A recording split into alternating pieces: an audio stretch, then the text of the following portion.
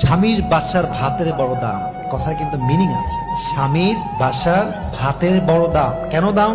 স্বামীর বাড়ির ভাত খেতে হলে স্বামীর খোঁটা সহ্য করতে হয়, স্বামীর মায়ের খোঁটা সহ্য করতে হয়, স্বামীর বাবার ডিসরেসপেক্ট সহ্য করতে হয়, স্বামীর বোনের খোঁটা খেতে হয়, অনেক অসম্মান হজম করতে হয়, স্বামীর গালি হজম করতে হয়।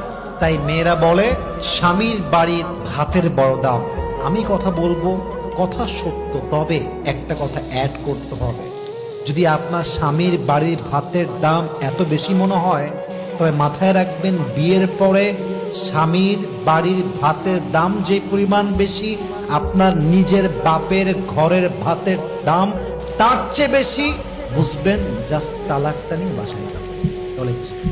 জাস্ট তালাকটা হোক, বাসায় যান, 3 মাস থাকেন, 4 মাস থাকেন, 5 মাস থাকেন, স্বামী নাই তালাক হয়ে গিয়েছে, তখন বুঝবেন স্বামীর বাড়ি ভাতের দাম বেশি নয়, এখন তো মনে হচ্ছে বাপের বাড়ি ভাতের দামই বেশি হয়ে গিয়েছে। ঠিক কিনা বলে? একজন তালাকপ্রাপ্ত মেয়ে রেখেছে, যদি একবার সুযোগ পেতাম, একবার চান্স পেতাম, বাপের বাসা ছাড়তাম, আজীবন লাথি খাই, গুতা খাই, অসম্মান খাই, স্বামীর ঘরে বসতাম, স্বামীর ঘরে বাঁচতাম। তালাকপ্রাপ্ত মেয়ের কথা এটা।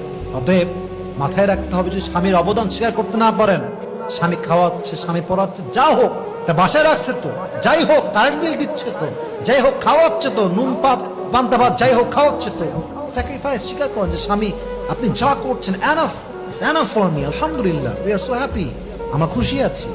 এই একটা বাক্য স্বামীর মনকে প্রফুল্ল করে দেয়, শান্ত করে দেয়। ঠিক কিনা বলেন সবাই? অতএব স্বামীর অবদানকে স্বীকার করতে হবে।